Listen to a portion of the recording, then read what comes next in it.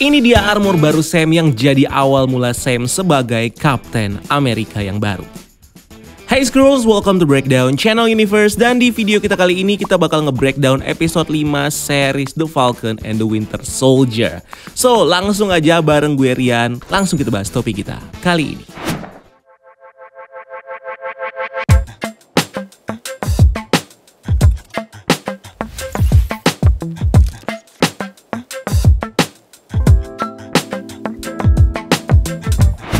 Series The Falcon and the Winter Soldier episode 5, Truth. Kali ini ngasih kita cerita baru yang akan lebih berfokus pada sosok Sam, di mana di episode ini kita lebih melihat Sam yang di sini nggak cuma berhadapan sama urusan hero untuk jadi the next Captain America dan menghentikan Flag Smasher, tapi juga berhadapan dengan masalah keluarga tentang bagaimana dia bisa membantu adiknya Sarah untuk memperbaiki kapal warisan orang tua mereka yang rencananya bakal dijual untuk usaha keluarganya.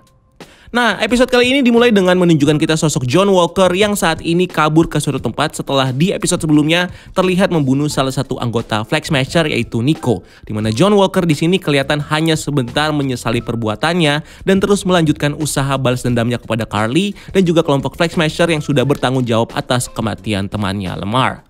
Bahkan di episode kali ini kita juga melihat bagaimana John akhirnya tidak mau mengakui kesalahannya dan berhenti menjadi Kapten Amerika karena sudah menodai identitas pahlawan itu dengan cara membunuh. So ini tentunya membuat kita penasaran apa sih sebenarnya yang membuat John bertindak dengan brutal seperti ini, dan salah satu penyebabnya mungkin saja berhubungan dengan serum Super Soldier milik Paul Broker yang dia pakai di episode sebelumnya. Dimana mungkin saja serum Super Soldier yang dipakai oleh John tidak hanya memberikan John kekuatan super, tapi juga berpengaruh pada kondisi psikis John, sehingga ini yang membuat John akhirnya berperilaku buruk. Dan ini juga relate dengan apa yang dulu pernah dikatakan oleh Dr. Erskine kepada Steve Rogers di film Kapten Amerika yang pertama, di mana Erskine bilang kalau serum Super Soldier bakal mempunyai efek untuk memperkuat sifat asli yang dimiliki oleh para penggunanya, sehingga membuat orang yang baik jadi semakin baik dan orang yang jahat jadi semakin jahat dengan menggunakan serum ini. So inilah yang membuat John Walker yang pada dasarnya memiliki sifat arogan dan penuh amarah akhirnya menjadi jahat dan juga brutal setelah memakai serum Super Soldier ini. Apalagi ini juga didorong dengan kematian dari sahabat terbaik John yaitu Lemar Hoskin yang selalu menasihati John supaya dia jadi pribadi yang lebih baik. Bahkan dengan adanya penguatan sifat asli yang dimiliki oleh John, bukan hanya dia jadi semakin jahat, tapi juga membuat John jadi semakin kuat sehingga John bisa mengimbangi kekuatan Bucky dan juga Sam saat dia melawan mereka untuk mempertahankan shield miliknya, yang akhirnya berakhir dengan kekalahan dari John yang shieldnya diambil setelah tangannya patah. Dan setelah kejadian itu, kita kemudian bisa melihat John yang akhirnya diadili di sidang Senat Amerika dengan diberhentikan secara hormat dari militer dan juga sebagai Kapten Amerika yang baru. Dimana ini kemudian membuat John berani melawan pemerintah untuk mempertahankan gelar Kapten Amerika yang dia pegang sekarang. Dan ini juga sepertinya terjadi bukan hanya karena perubahan sifat John yang sekarang, tapi juga karena di sini John merasa kecewa kepada pemerintah yang dengan seenaknya membuang John setelah dia menuruti seluruh perintah dari pemerintah sebagai Kapten Amerika. Selanjutnya di episode ini kita juga bisa melihat bagaimana John akhirnya jadi semakin terobsesi untuk tetap mempertahankan identitas Kapten Amerikanya. Apalagi setelah dia bertemu dengan kedua orang tua Lemar, di mana di sana ibu Lemar mengatakan kepada John bagaimana Lemar sangat bangga kepada John setelah dia jadi Kapten Amerika dan bisa jadi partnernya. So mungkin saja karena John beranggapan kalau Lemar di sini sudah percaya kepada John sebagai Kapten Amerika, maka supaya kematian Lemar tidak sia-sia, inilah yang membuat John memilih untuk menghargai kematian Lemar dengan terus berjuang sebagai Kapten Amerika, dan membuat John akhirnya memiliki pembenaran atas setiap aksinya sebagai Kapten Amerika, terutama saat dia membunuh Nico dari kelompok Flag Smasher. Apalagi kematian Lemar belum benar-benar terbalaskan oleh John karena pembunuh sebenarnya dari Lemar yaitu Karli masih berkeliaran, apalagi setelah orang tua Lemar merasa keadilan sudah ditegakkan dengan matinya Nico yang John katakan kepada orang tua Lemar sebagai si pembunuh. Ini tentunya membuat John tambah merasa bersalah dan akan mengejar Karli untuk membalaskan dendamnya. Lalu di sini kita bisa melihat John yang kemudian bertemu dengan sosok cameo kejutan yang di sini belum sempat ditis oleh sutradara dari series ini, yang ternyata benar-benar memberikan kejutan kepada kita dengan hadirnya karakter Marvel yang baru memulai debutnya di series ini, yaitu karakter Contessa Valentine Allegra de Fontaine, dan juga aktris yang memerankannya yaitu Julia Louis yang terkenal dengan aktingnya di film komedi. Nah, kalau di versi komiknya, karakter Contessa ini sendiri diceritakan sebagai salah satu top agent dari S.H.I.E.L.D. dan juga kekasih dari Nick Fury, yang kemudian bergabung dengan organisasi Hydra dan mengambil identitas sebagai pemimpin dari Hydra, yaitu Madam Hydra.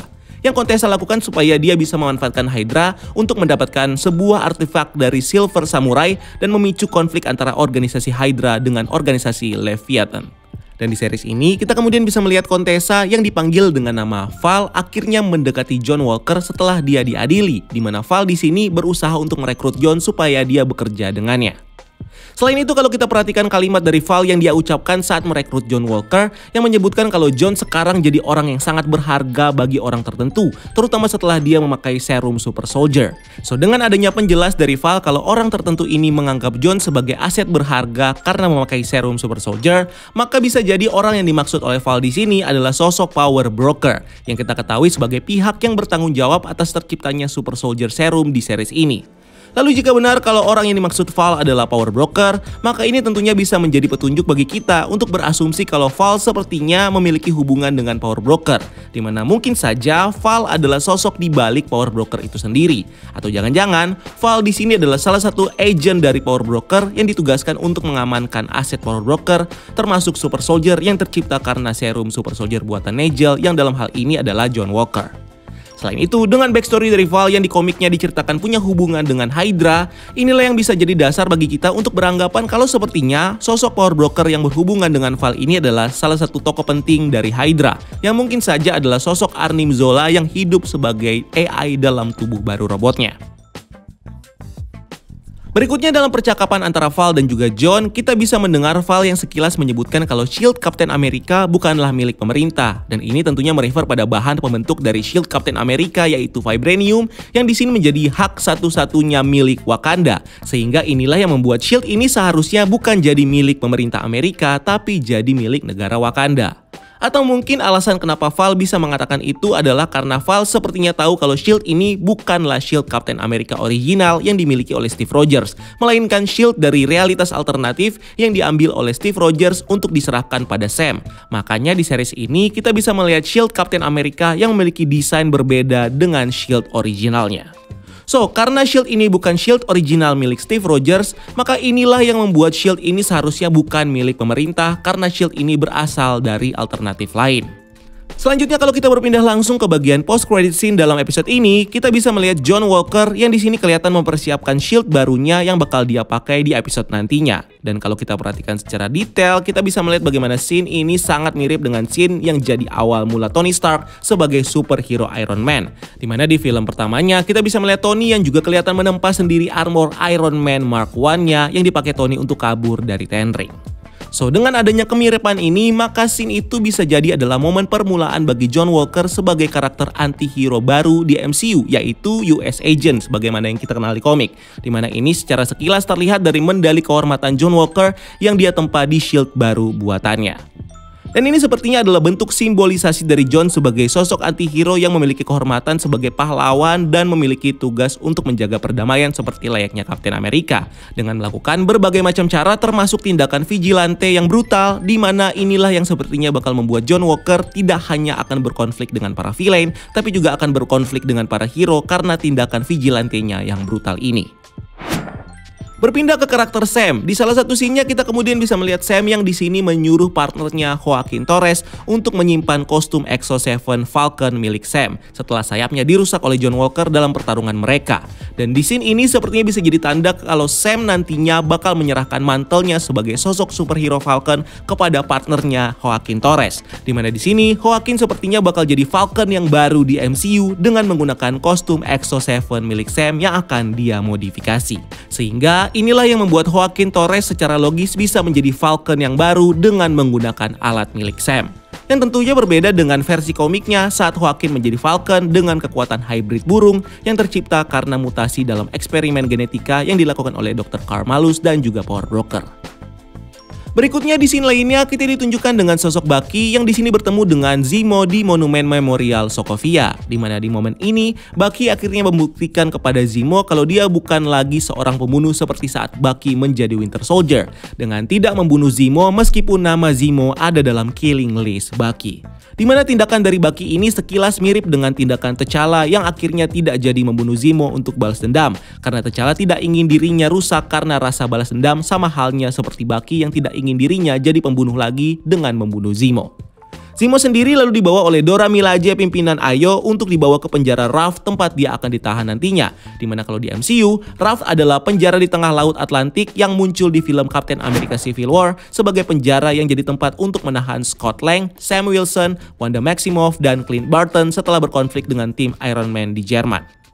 Lalu seperti yang kita lihat dalam film ini, kita tentunya tahu bahwa Thaddeus Ross mempunyai pengaruh besar dalam pengoperasian penjara Raft ini, yang akhirnya dia gunakan untuk menahan para hero Avengers yang melawan Sokovia Accord.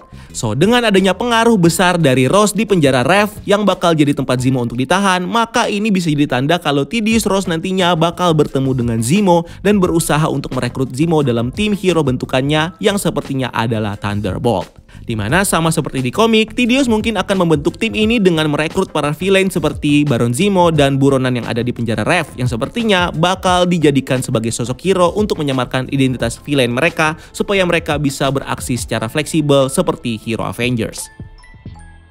Lanjut di scene lainnya, kita lalu ditunjukkan dengan Sharon Carter yang di sini kelihatan menghubungi Batroc untuk menawari pekerjaan baru, di mana dalam percakapan mereka kita bisa mendengar Sharon yang menyinggung soal jasanya dulu kepada Batroc yang sudah membebaskannya dari penjara Algeria. Dan bisa jadi alasannya kenapa akhirnya Sharon jadi orang yang berjasa untuk membebaskan Batroc dari penjara Algeria adalah karena hubungan Sharon sebagai orang kepercayaan dari Nick Fury saat dia masih menjadi Agent 13 di organisasi S.H.I.E.L.D. So, kemungkinan besar Sharon di sini sepertinya sudah mendapatkan mandat dari Nick Fury untuk membebaskan Batroc dari penjara Algeria, supaya motif Nick Fury untuk menyewa Batroc membajak Lemurian Star tidak diketahui oleh Hydra yang menyusup ke S.H.I.E.L.D.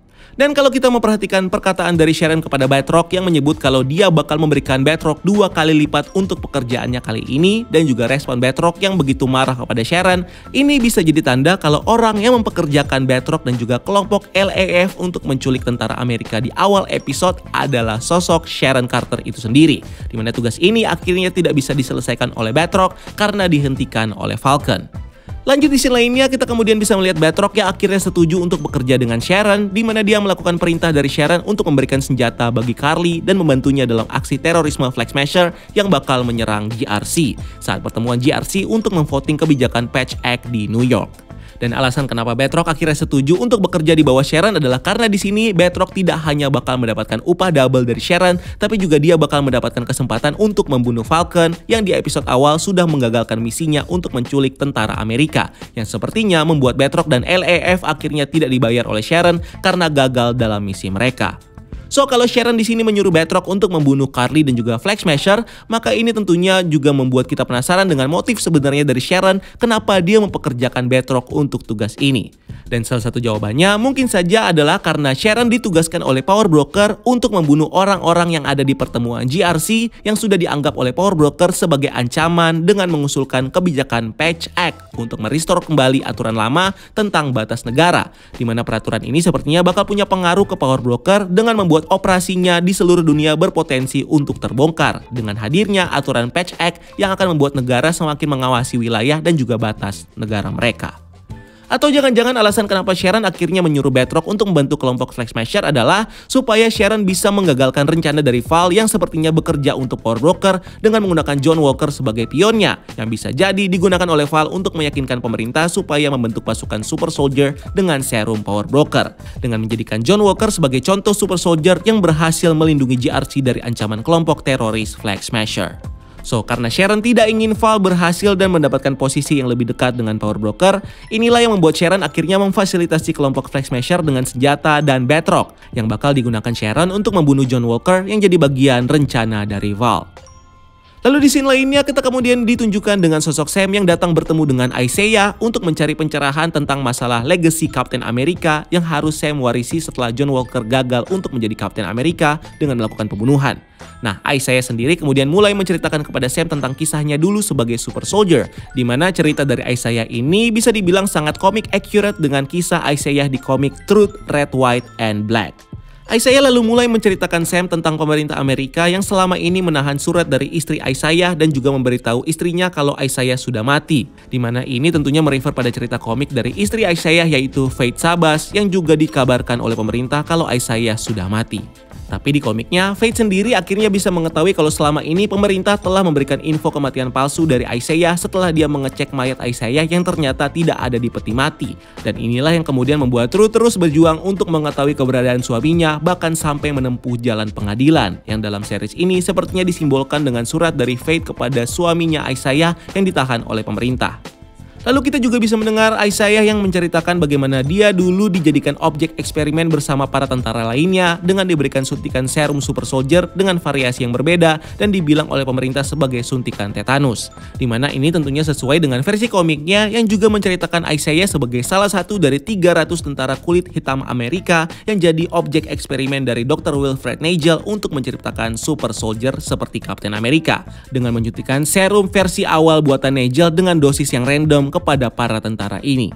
Selain itu, cerita dari Isaiah ini juga sangat relate dengan kejadian uji coba pemerintah Amerika di tahun 1930 dan 1970 yang dikenal dengan Tuskegee Syphilis Study yang merupakan usaha dari pemerintah untuk menemukan obat dari penyakit sipilis dengan menjadikan warga kulit hitam sebagai uji coba dengan membohongi mereka kalau mereka hanya akan disuntik penisilin.